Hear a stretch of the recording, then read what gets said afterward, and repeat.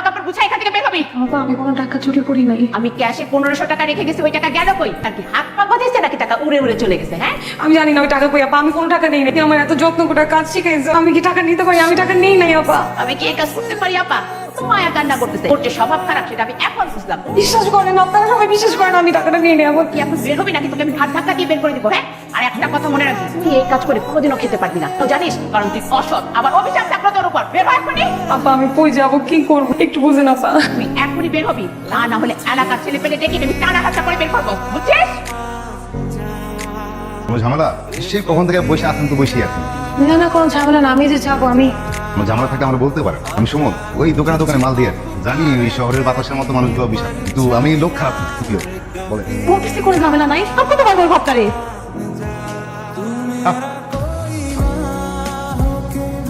ভাই আমি না অনেক বিপদে পড়ছি, আমি কি করব, কই যাবো, আমি কিছু বুঝতেছি না।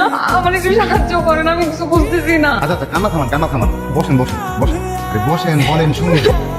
না শুনে তাও আপনার কি করতে পারবো বুঝবো না। তাহলে ঠিক আছে। বাবা আরে এক বছর তুলে দিলাম বাবা, নাহলে চোখে দেখবো বাবা, আরে কোনো কষ্ট দিও তো বাবা। হ্যাঁ ভাই, তাদের সবাইকে কোনো খোঁজ পাইতেছি না। আপনারা সবাইকে কোনো খবর জানেন? হ্যাঁ তুমি আইসো, এইটা কেডা? দেখুন নতুন বউ সামনে। তোমার সত্যি থেকে দুদিন মিলে একসাথে থাকি। আল্লাহ গো, এটা আপনি কি কইলেন? মনটা লাগে, মনটা চাইতেছে মাটির নিচে গাইতে লাগে। যাইতো না, লাশ করতে যাইতো। এটা কি শুনলেন? তার একটা বিয়ে করছিলেন, আপনি আমার জীবনটা কেন নষ্ট করলেন? আমি সত্যি মিলেমিশে থাকবো, সমস্যা কি? আপন মনে হতো ঠিকই বলছেন। ঘুমতে পারে আমাকে একটা জিনিস ভুলে লাগতো, তুই কিন্তু আমার কে করে বউ আপনার আমি ডাকতেছি না।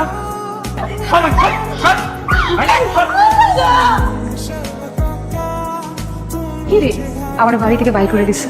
ভাই তো করেই দিব, সারাদিন ওইটা প্রতিদিন লাগে ঝগড়া করে, তো দিন বুঝাইছি তা মনে রয়ে গেছে। তুই তো আমার কথা শোনস না। আমার তালাক দিয়া বাড়ি থেকে বাইর করে দিছে। আমার ভাইয়া ফেলনা নাকি? ইচ্ছা বিয়া করবার ফেলে দিব, ওর কাছে আমি জবাব দিয়ে যাবো। হ্যাঁ আমি অমনই যাবো।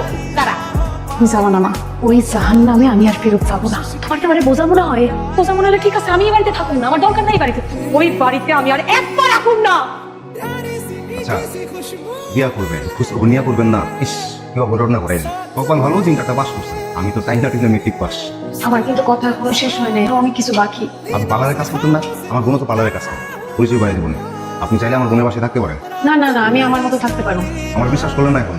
আগেও হোটেল আছে, ভাড়াও কম, বেশ খারাপ। টাকা কাটান, কালকে সকালে বোনের সাথে পরিচয় বাড়িয়ে দেবো, আর কাজের ব্যবস্থা হয়ে যাবে। মারে আমি কই কি বিয়াটা কই রাখলা, আমার শরীরটা ভালো যাইতেছে না, মনে আই যাচ্ছি কাল নাই। মা আমি একটা চাকরির জন্য চেষ্টা করতেছি। ওই যে আমাদের সিংহ ভাই আছে না, সে আগে জানা, তারপরে এইসব নিয়ে কথা বলবো। আরে তোমার চাকরি হইব, তুমি কোনো চিন্তাই করো না। তুমি চলো আমার সাথে, তুমি এইখান দিয়ে ঢুকবা, রোজা কাগজ রুমে চলে যাও, আমার কথা বলাই আছে। আগে কাজের তো কোনো অভিজ্ঞতাই নাই। স্যার আমাকে শেখাই দিলে আমি সব পারবো স্যার। 20,000 টাকা দিচ্ছি, এখানে চলে যাবা? স্যার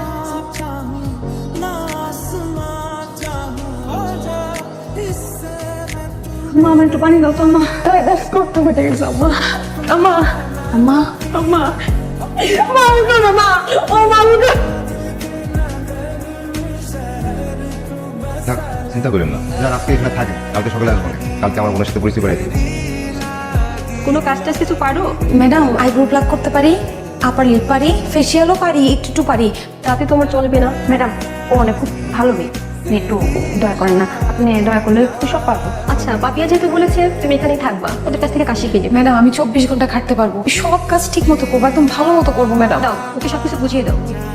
ওকে বাহ, তুমি তো খুব ভালোই সুন্দর মেকআপ করেছো। এরপর থেকে আমি যখনই আসবো তুমি আমাদের সাজিয়ে দিবি। কি সুইট আপু, ঠিক আছে তো? হ্যাঁ খুব সুন্দর হয়েছে। গুড। Thank you madam. আরে শোনো, এত ভয়ের কিছু নাই। যে লোন পাইবা, লোন পাইলে নিজে একটা ছোট বড় পার্লার দিতে পারবা। কিন্তু আপনি তো ভাবিয়া আপুরে একটাবারও বললেন না লোনের কথা। আমি তারে বলছি, একটু ওই অ্যাপ্লাই করার এই সুযোগ নেই। ব্যবসা তো ভয় লাগতেছে, ব্যবসা তো আবার অনেক লস আছে, আবার অনেক লাভও আছে। আর এইসব ছোট বিষয় নিয়ে ভয় পেলে হবে? কত ভয় পার করে এসেছি। জানেন এখন আমি অনেক ভালো ভালো কাজ করে, আমার কিছু নিজস্ব কাস্টমার আছে। আরে সেটাই তো, যা হবে ভালো কিছুই হবে। চলো, কাজ কম চলতেছে, কাজে ভালোই চাপ। একটা কথা বলতাম। না না আজকে না, কালকে কাস্টমার অনেক তো, যেতে হবে। দিলাম। শোনো, হ্যাঁ নাও। Thank you. হ্যালো হ্যালো, এই নাম্বার থেকে লাস্টে আপনাকে ফোন দিয়েছিল, যে ফোন দিয়েছিল তিনি রাস্তায় অ্যাক্সিডেন্ট করে পড়ে আছেন। আসতেছি আসতেছি। শোন কই বাইক তো এখানে, ফোন দিল কে? আরে দুলা ভাই, আপু, মানে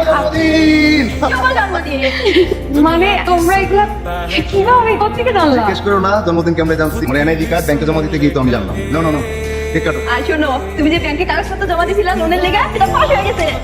আসলে এখন নতুন পার্লার কি করে সাজাবো এটার প্ল্যান করো।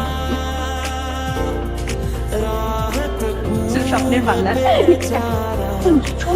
শোনা শোনা যেন কামের আজকে এসে আচ্ছা তুই বাদ দি, তুই কাটলাই করো। আজকেও নাই। আচ্ছা ও আজ বলে তুই কাজ, কোনো সময় দেরি করতে হয় না।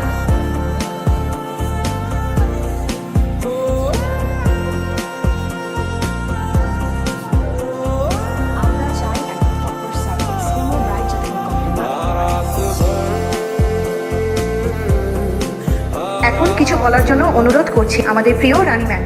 ধন্যবাদ জানাচ্ছি আরএমজিকে, আমাকে এই অ্যাওয়ার্ডের যোগ্য মনে করেছে। তাই এই সম্মাননা পেয়ে আমি নিজেকে অনেক ভাগ্যবতী মনে করছি। কিন্তু আমি বেঁচে আছি একটা অপ্রাপ্তি নিয়ে, একটা মিথ্যা অপবাদ নিয়ে। আমি প্রথম যে পার্লারে কাজ করতে ঢুকি সেখান থেকে আমাকে বের করে দেওয়া হয়েছিল মিথ্যা চুরির অপবাদে, এবং আমাকে অভিশপ্ত করা হয়েছে আমি এই সেক্টরে কোনোদিন কোনো কাজ করতে পারবো না। আর সেই দিন আমি নিজেকে চ্যালেঞ্জ ছুড়ে দিই যে সেক্টরেই আমি কিছু একটা করবো। সেক্টরে আমি করতে পেরেছি, এই সবাইকে দেখাতে পেরেছি। আমার প্রাপ্তি আপনারা সবাই দেখতে পাচ্ছেন, কিন্তু আমি তারপরেও বলতে চাই যে আমি চোর না, আমি চুরি করি। রানী, সেদিনের পর থেকে আমি তোমাকে অনেক খুঁজেছিলাম। তুমি যেমন চুরির অপরাধবোধ নিয়ে বেঁচে আছো, আমিও ঠিক তেমন একটা অপরাধবোধ নিয়ে বেঁচে আছি। জানো, সেদিনের টাকাটা না আমি খুঁজে পেয়েছিলাম। টাকাটা ড্রয়ারের পিছন দিক দিয়ে নিচে পড়ে গিয়েছিল। এরপর আমি বুঝেছি চুরিটা আসলে তুমি করোনি। আজকের এই সুন্দর দিনটা দেখার জন্যই আল্লাহ তোমার ভাগ্যে সেদিনে সেই ঘটনাটা লিখে রেখেছে। আমাকে ক্ষমা করে দিও রানী।